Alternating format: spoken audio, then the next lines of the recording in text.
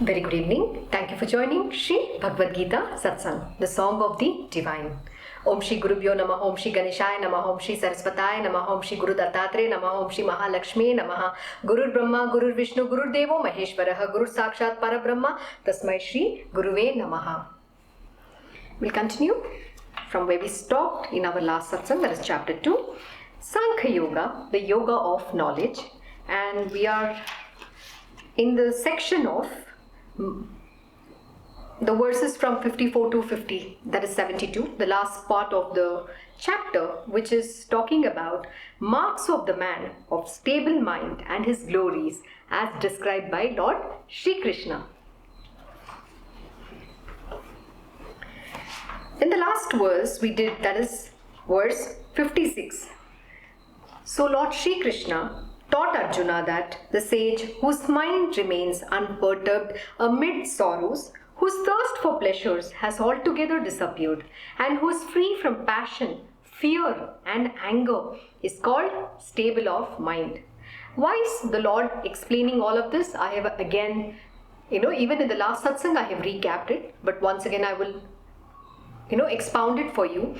Lord Shri Krishna is teaching Arjuna how to attain yoga, that is equanimity of mind, how to become indifferent to the pairs of opposites.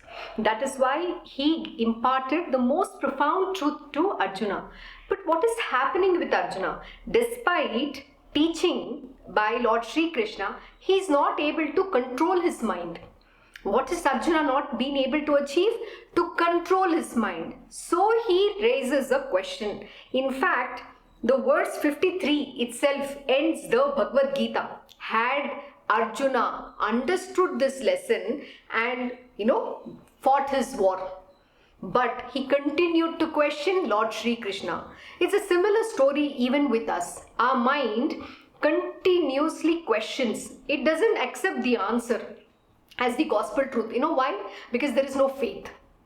Faith in the divine Lord, faith in your Guru is extremely important. When a lesson is being taught and if you do not accept that lesson and you question him, then there is no faith. My Guruji, many a time he'll teach me, he'll teach all of his disciples, saying that there's one thing which is an impediment between you and me. There's one wall, and that wall is called the mind.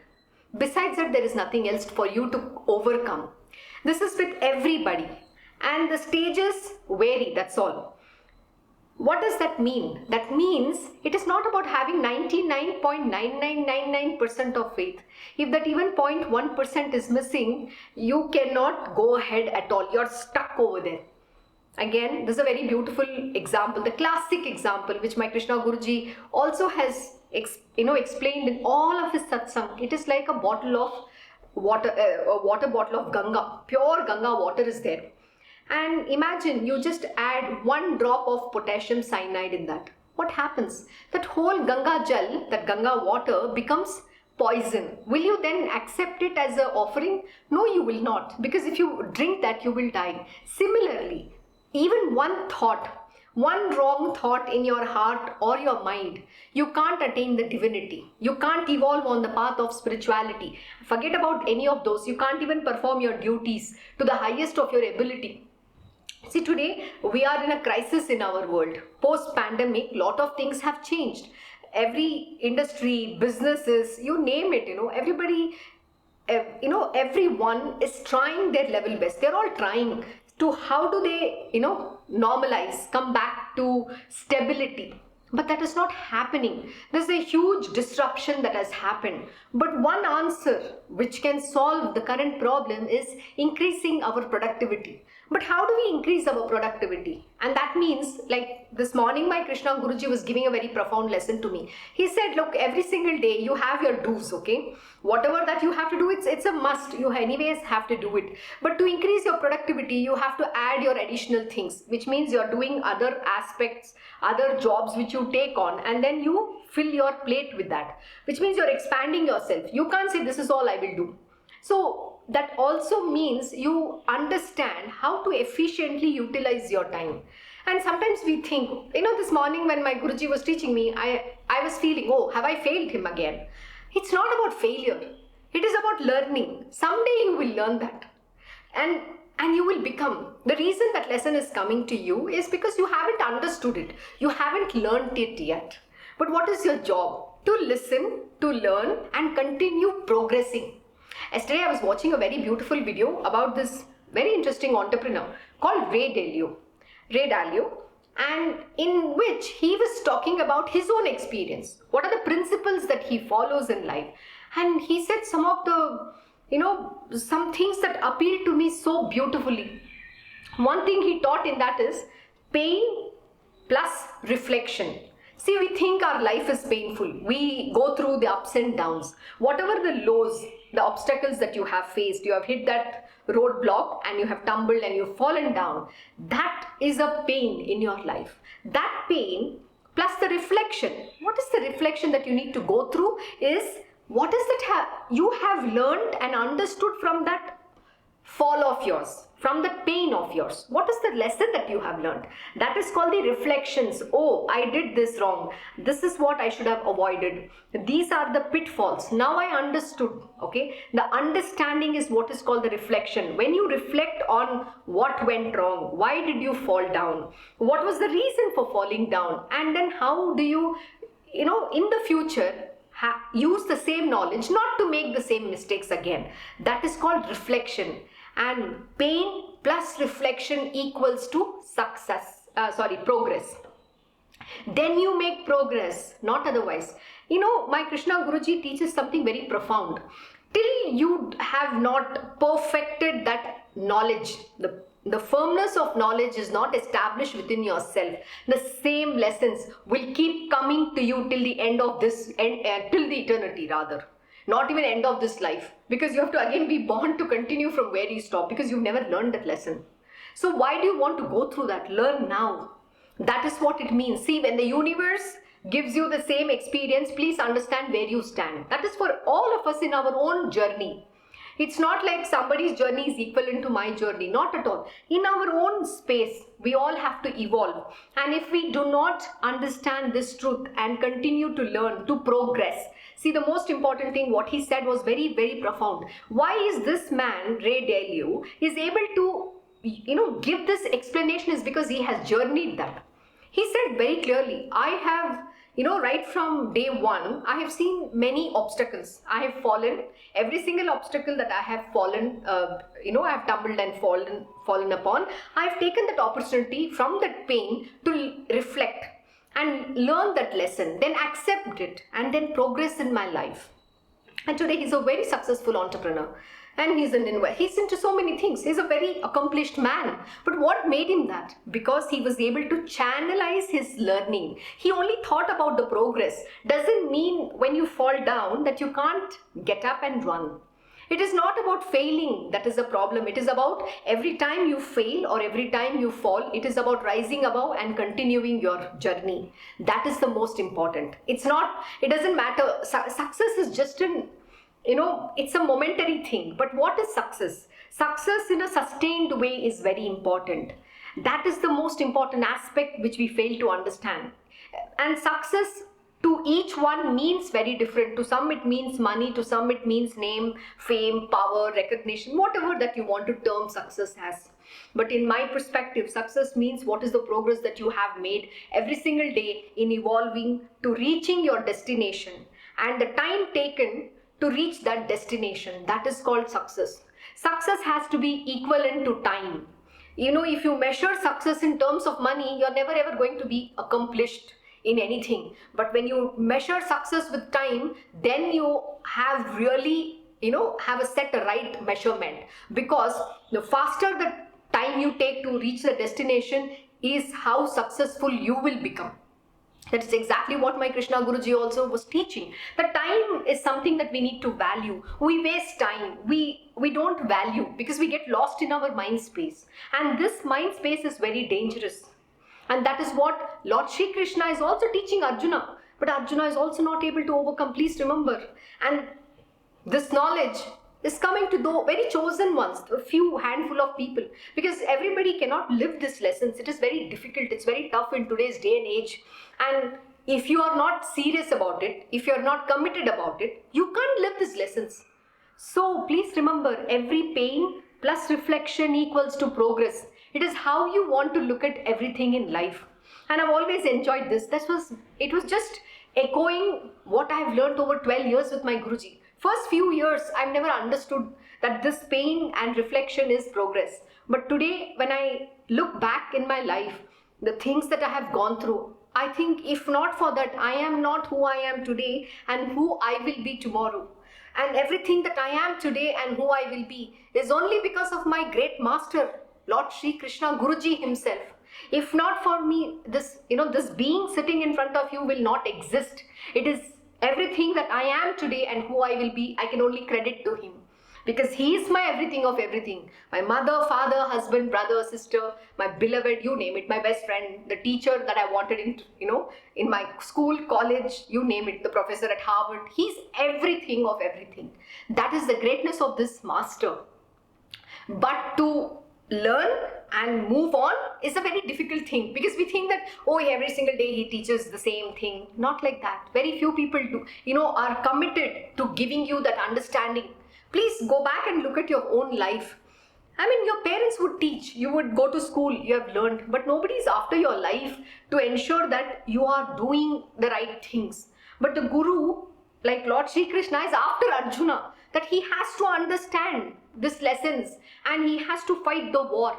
The God is not given up on him. Please remember, your parents will give up, the material world, your friends, whoever it's so-called friends, every relation of yours will give up. But the God is not going to give up on you. He is telling Arjuna, please lift this bow and arrow and shoot. And he is giving him very good explanations to give him an understanding why it is important to not get disturbed, not get carried away, and not fall prey to this, the Maya, the illusion, the delusions that is there around us.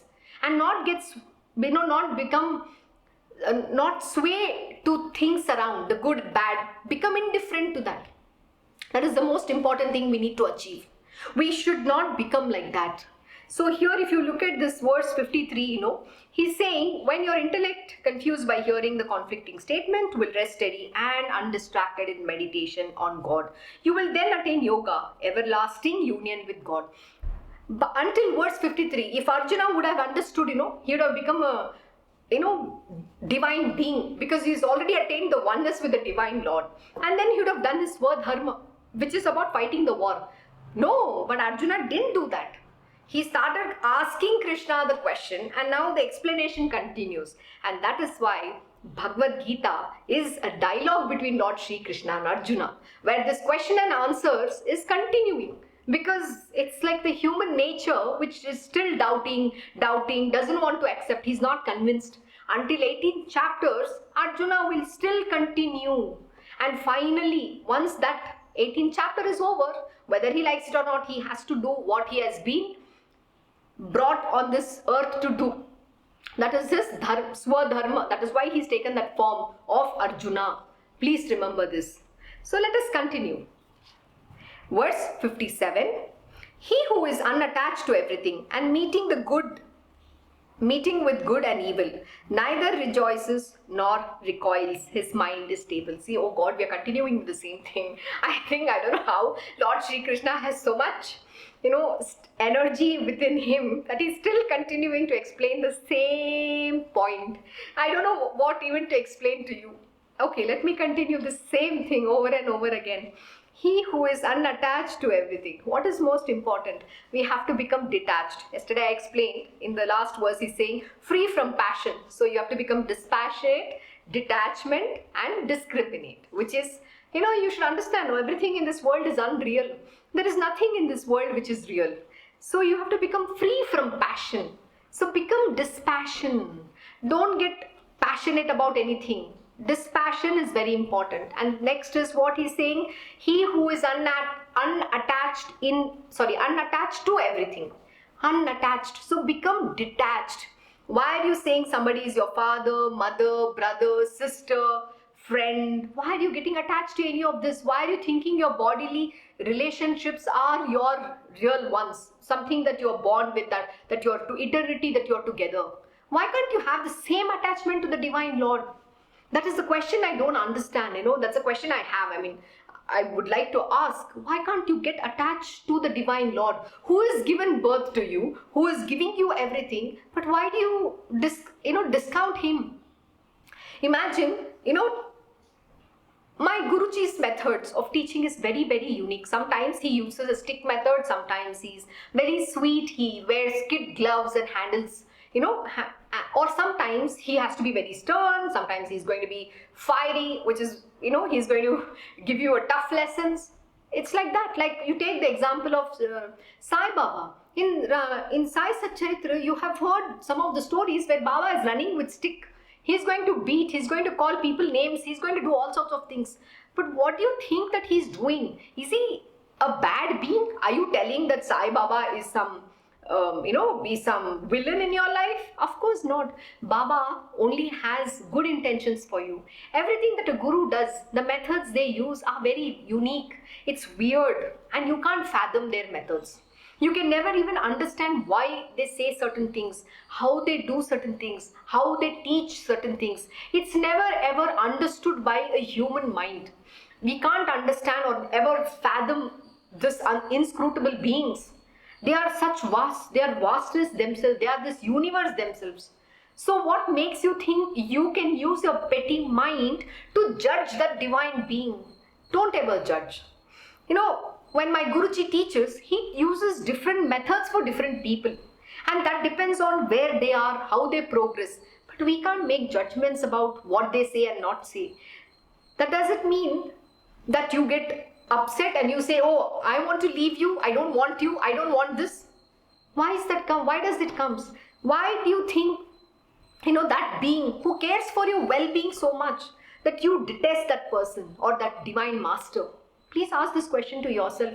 In the world, please remember, neither your parents that you're born from, or your kith and kin, or your best friends that you think you have, or the acquaintances within, in the world, or the people that you call to be your friends, are only there because they just want something from you, or truly are, it's just a companion thing. Okay, I want to be there, I want to enjoy, let's have good drink, let's party. That's all that is all about. They don't care about you. Please remember, when you actually need the real help, none of these people will stand for you.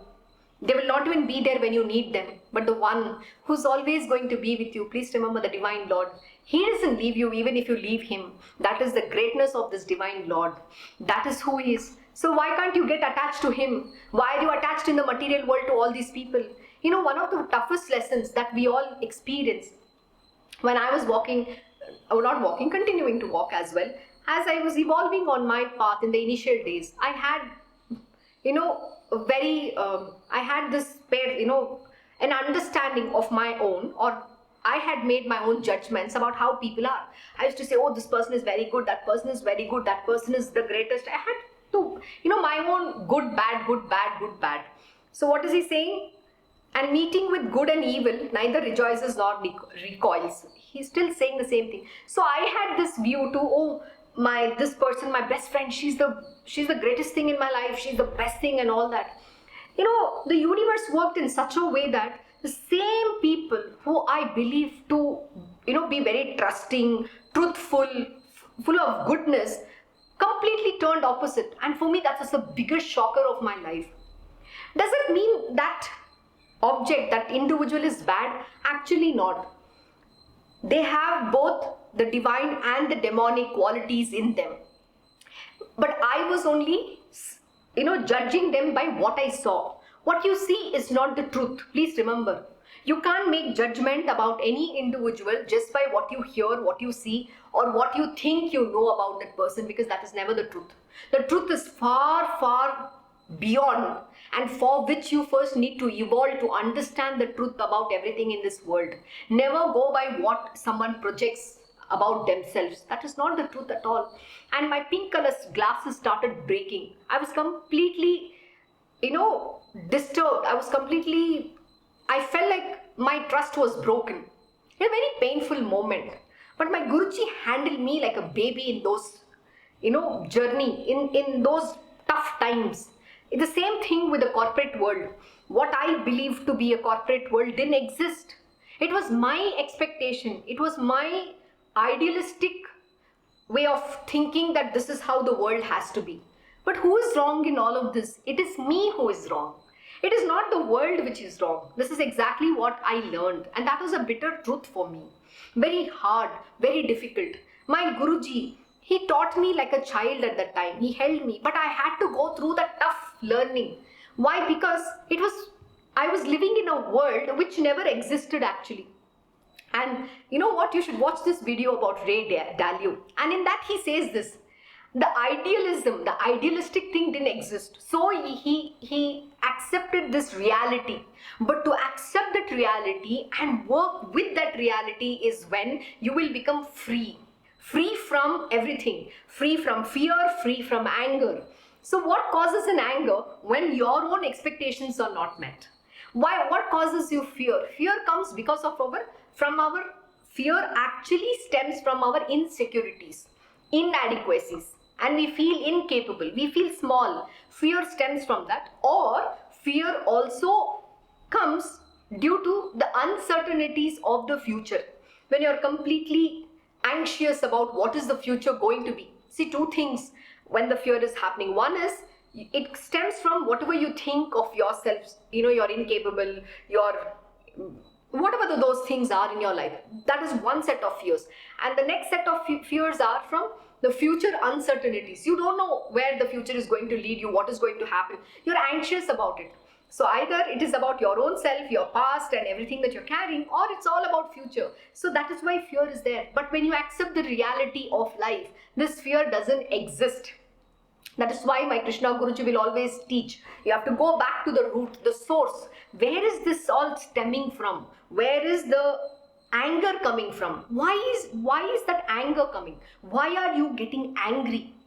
And this analysis is very important. You have to go to the roots to understand where is the origin of this anger.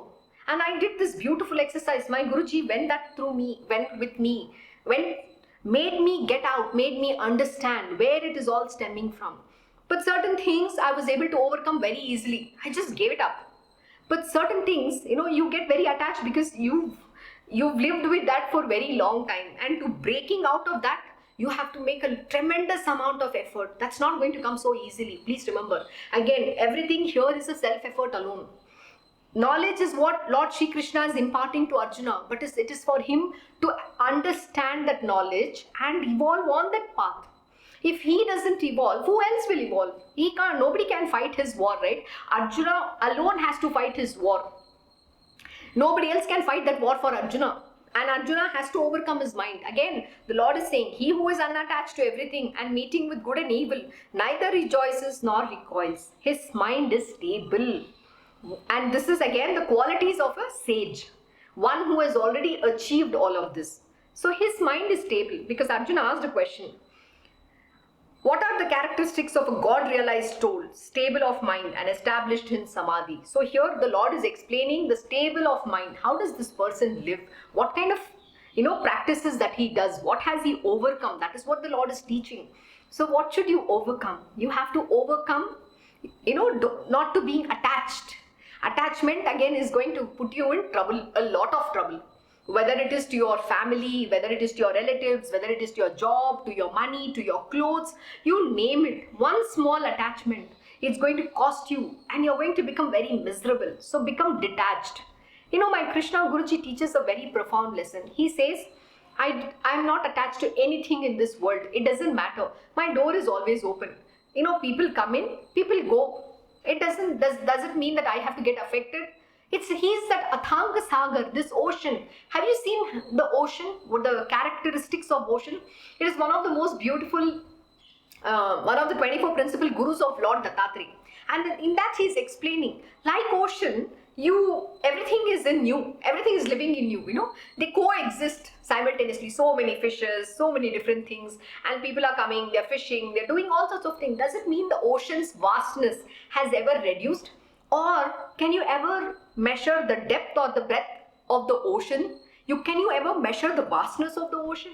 Absolutely not. You can keep going deeper and deeper and deeper, and it will continue to go deeper. That is the vastness. So that is how you have to become not attached, But nobody can touch the vastness of this ocean. That is who my Krishna Guruji is.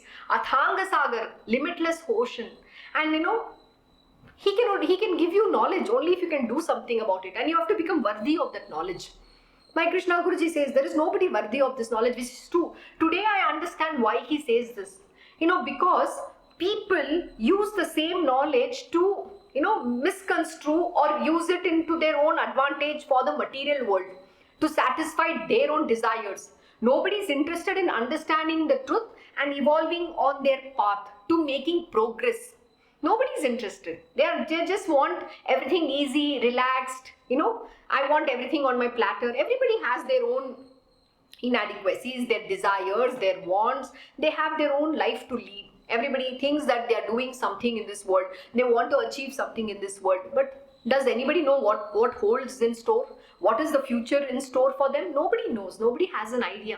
But the Divine Master who has an idea, my Krishna Guruji will say, this is what you have to do. There is a reason why he says what he says. At that time, it is only our duty to just listen and obey and do it. If we don't do it, then we have created a sin. We have incurred a sin and we have destroyed some things. We have incurred karma. Because the Guru alone, the Divine Lord alone knows one's past, present and the future and what is to come about. So why are we denying? Why are we saying I will do, I will not do? It is none of our business to say that. It is extremely important to, progress on the path. Likewise. So become unattached to everything. Don't get attached, please. Attachment will cost you. And when I went through this journey of understanding the truth, then you don't have to get attached to anybody. You don't have to praise someone. You don't have to, call anybody names. That also doesn't exist. See, please remember, everybody is driven by their inherent nature and tendencies. This truth is what we have to accept. The acceptance of reality is what is very important. To work in this world, first you have to accept the world the way it is, the reality. And you have to work with accepting this truth, then you have to work around that. It doesn't mean you get succumbed to it. No, not at all. See, when I say something you have to accept doesn't mean you have to go do all the wrong things that is there in this world. No, it is for you to understand and have perfect knowledge, so you will not do any adharmic activities. You will not go on the path of adharma. What is Lord Shri Krishna teaching? To doing one's swadharma, following the path of dharma, which is righteousness. I have to serve the purpose of my existence in a righteous manner. That is what I'm being taught. Doesn't mean your mind can misconstrue and say, oh, she said you have to accept the world means I will go and do all sorts of wrong things, adharmic stuff. Not at all. So I'm making myself very clear here, because the mind has a fantastic way to, twist the words and try to give you its own version of the understanding, and that is where you will fail. Please remember. So, and meeting with good and evil, neither rejoices nor recoils. What happens if somebody praises you? What happens when something good happens in your world? Are you going to feel, rejoicing? We rejoice, right? Oh, we want to celebrate. Oh, you got a promotion. Come, I'm going to give you a party. Let's go celebrate. We'll have drinks and all that. And what happens? 3 months down the line, you lost the job. Are you going to now feel miserable? Oh no, I lost my job. Nothing. Both is the same. We are going through a phase in our life, which is the karma. So the karma is what we are going through. How does it matter? Good or evil? We don't have to worry about anything. And one's mind is stable. When we don't react to the pairs of opposite in our world, we become stable in our mind. That is called yoga. Yoga is to being one with the Divine Lord. Please remember, if you can't achieve this today, you can't evolve on the path. You're going to get upset. What happens today? The people who you think you love the most will call you names tomorrow, will say a lot of bad things. And that time, are you going to get hurt and upset and leave them and go away? It's a question that you have to ask. It's the same thing. But you know what? In the material world, the worst happens is when a husband and wife today, they fight. They try to live in harmony for many years, trying to forgive one another and all, they try to do that. But please understand, somewhere if you are not going to become indifferent to those things, the good times, the bad times, whatever that is there between you, that bitterness seeps in. And someday that suppression will burst out, and what happens? You will end up in breaking a relationship. And then what? You'll go and get into another one. That is what is happening in today's day and age. Forget about that as well. If you're angry with your parents, what will you do? Worst come worst, you leave the home and go away. That's the ultimate decision that you can take, right? Yeah, you're not married to them, so you don't have to be, though you're born through them, but it's not like a marriage, right? I have to get a legal divorce, but still, whether you like it or not, you're still legally associated as a bodily relationship. Does it mean that you leave them and go away, you're going to come out of that bitterness? Of course not. The real understanding lies in how do you overcome these limitations, these suppressions, which is already there within your system. That is what spirituality teaches. By understanding of this truth, the knowledge cuts asunder the ignorance. It helps us to purify our heart and mind, to let go some of the bitternesses that we might be carrying, which we don't know. See, a lot of things happen. Today, my Krishna Guruji gave a very profound lesson. Few days ago, we met somebody. And to this somebody, my Guruji was teaching a lesson. And that person asked him a question. Can I do pranayama or meditation in the morning? What kind of exercise should I do just to keep my body healthy? So my Guruji told him that you can't do pranayama in this environment. Today, if you look at the pollution that is there, it's very harmful to our health and well-being. And that is why there are a lot of health issues that we are encountering in our world. Diseases that was unheard of are coming up today. And it's quite shocking. So, what is it important? That is, you have to live in an environment where you can, recover your health. So, if you're going to do pranayama in the city where it's full of pollution, the air is contaminated. And if you're breathing that particles, are you not taking, inhaling all the negative energy, the impurities that is existing in the air, and that is going to affect your body and well-being? Of course, yes. And also, likewise, when we live around people, we need to live in harmony. Why we are always taught in spiritual to have the company of the sages and the saints? Because see, they live in this state of having a stable mind. They're always in oneness with the Divine Lord. They're talking about always the good things in life. They're constantly teaching you. But the same thing, you go live with another individual, you will get carried away in talking subjects that is not going to give you any progress. If you have old parents, they will always keep talking about their sicknesses. Oh, this happened, that happened today, I ate this, I ate that. How irritating and frustrating it is to listen to that nonsense day in and day out. They can't think beyond anything, beyond their sickness that exists. And who's creating the sickness? Sickness is in their mind. Actually, the body doesn't have any sickness. They have not learned because of their egoistic attitude in life. I know too much, I know this, I know that. They don't even want to learn today how to live a good life, a God-pleasing life. They will make their own life miserable and make other people's life as well miserable. They don't understand what is the value of being in love, goodness. Nothing exists in them except for their sickness, their eating, and all sorts of nonsensical things they think. They will sit and watch and waste time watching stupid TV, that idiot box. And what do they learn from that? Nothing. They don't even want to learn the word of the God. Whatever the few years that is left in their life, they should be thinking about God. No, they don't want to. On the contrary, they'll keep thinking about sickness. So they will invite more sickness, more trouble for themselves. What else are they going to learn? This is what happens in today's day and age. And if you live around them, what is the things that you're going to gather? Negativity. So it also impacts you, your well-being. So, your surrounding has to be peaceful. The reason why a sage has to live in solitude, or my Guruji will say, you just need to be alone, is because you have to reflect on yourself. The self, which is very important. You have to go inwards. It is not about going external, not going out. The senses should not be going out. You have to go inwards in being one with yourself. That is called the yoga. When you are in that yoga, that state of yoga, nothing outside will affect you. Then you will have achieved the self-control which is what Lord Sri Krishna was saying Arjuna, right? In one of the verses he said, you be self-controlled. But to doing all that, you have to first go inwards and you have to strive for the sadhana, the practice of equanimity of mind. I'm repeating. I'm also actually tired every single day because this is exactly what Lord Sri Krishna is teaching us. Imagine how painful it is for the Lord that we don't understand such a beautiful lesson. Why have we become like this? And that's also a reason because nobody taught us from our child. That's because they never learned, their forefathers never learned. I'm talking about wherever you're born, your family, right? Your parents or your forefathers, nobody taught.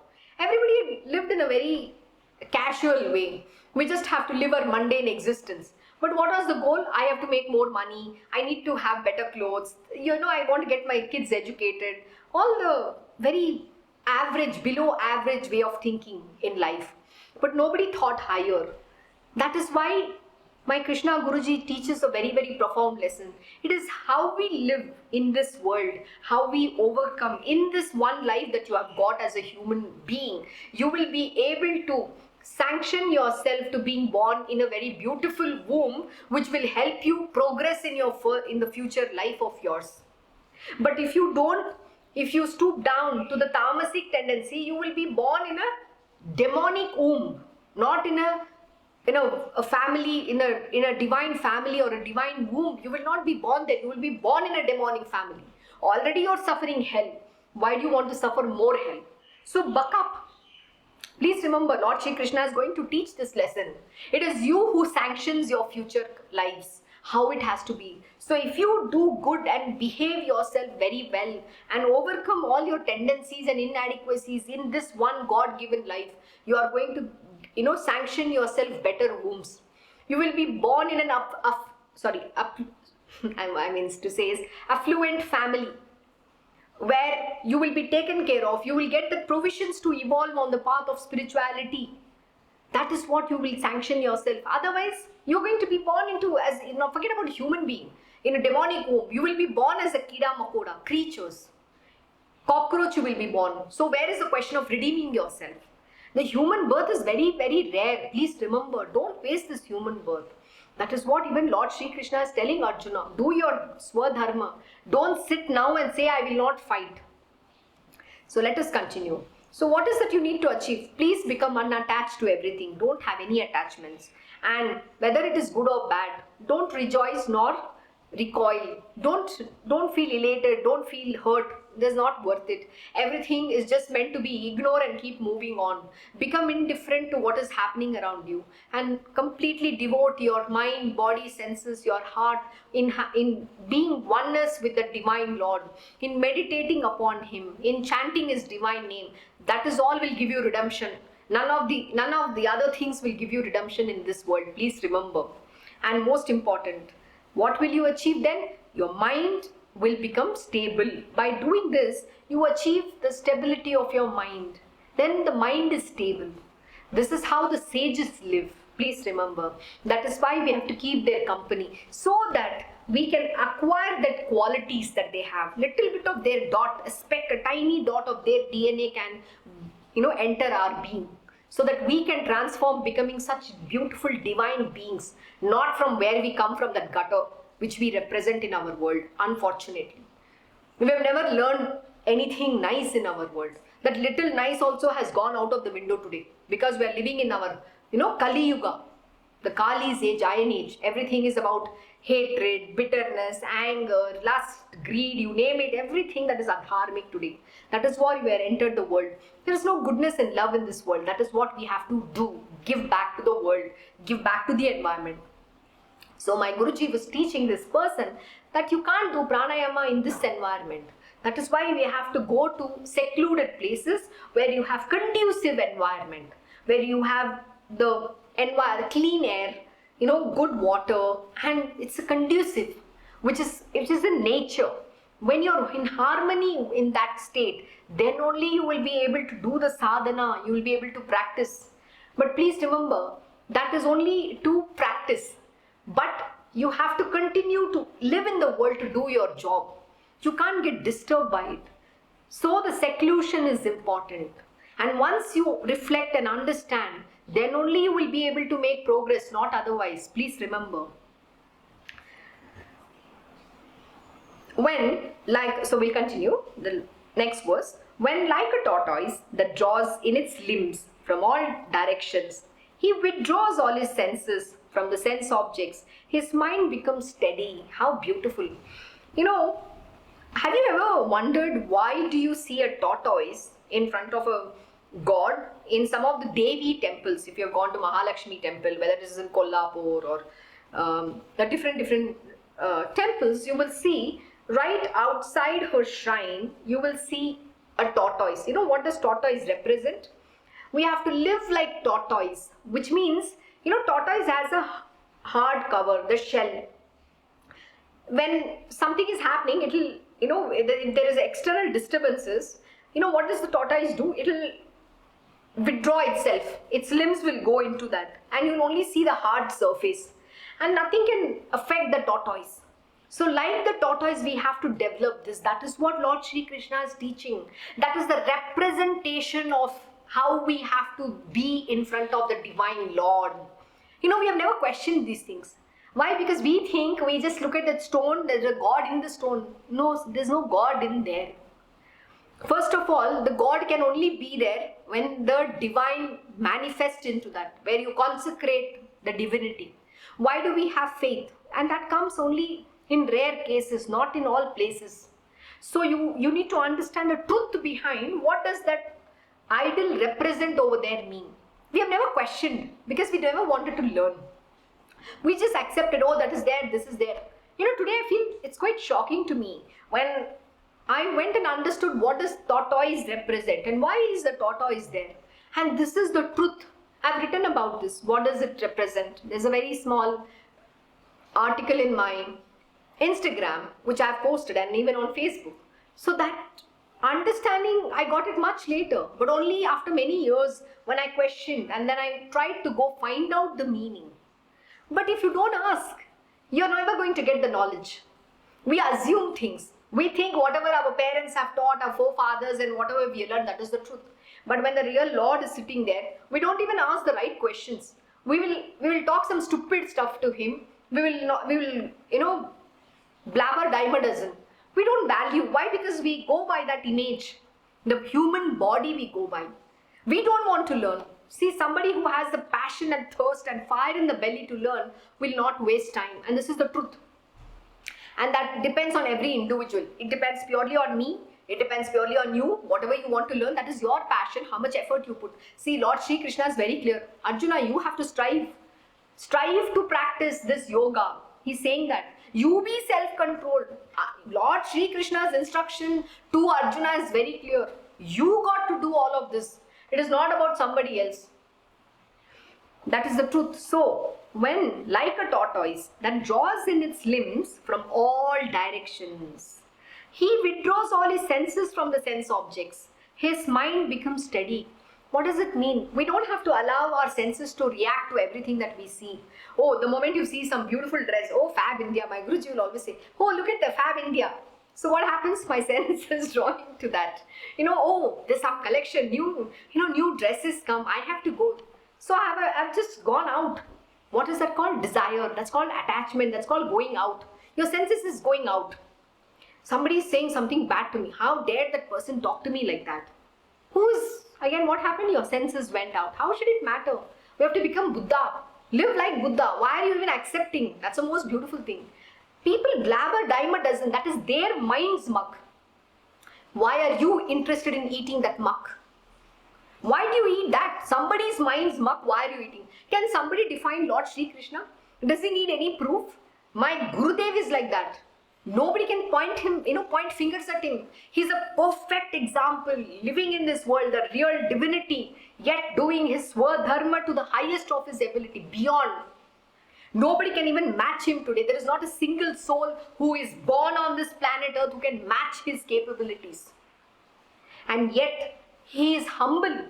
He leads by example, so that tomorrow his disciples and the world will follow at least a tiny dot of his teachings and his existence, so that goodness should prevail in this world. That is the only reason why he does this, not for any other thing. There is nothing for him to come and waste his life, time, energy on people who don't even never want to learn, who are not even interested in learning. That is the reality of today's day and existence. But he doesn't stop teaching. He doesn't give up. He says, even if I have one Arjuna, I will teach. That is what Lord Shri Krishna is saying. I need that one Arjuna who I will teach. But Arjuna doesn't want to learn. Look at this. How much is Lord Shri Krishna trying to tell him? Yet it doesn't enter his brains. Sad part. And that is why 18 chapters of Bhagavad Gita. Finally. But if you are listening to this satsang, please make an effort. Because you are getting that knowledge. And if that, again, that's a choice. I can't force anybody to be spiritual. Spirituality is a choice. To walk that path, to live that path. It is not to tell you that you have to learn, don't learn. Again, it's purely yours. You want to be that crass human being from that muck of yours, you can still live there. So the most important thing is don't get into other people's muck, mind's muck. You don't have to react. Today, really, what my Krishna Guruji has been teaching is really hitting hard. He's saying, why do you become like that? Why do you stoop down to their level? That is the truth. That is what it means. The tortoise that draws in its limbs from all directions. It is not getting attracted to the liquor bottle. Please remember, the liquor bottle is that good, bad, happy, sad, ugly, whatever that you want to. It is not getting attracted to that object. It doesn't even bother. People call names. People say a lot of things. How should it matter to you? Are you that? No, right? It is somebody's mind's muck. You don't need that muck. You be the divine being.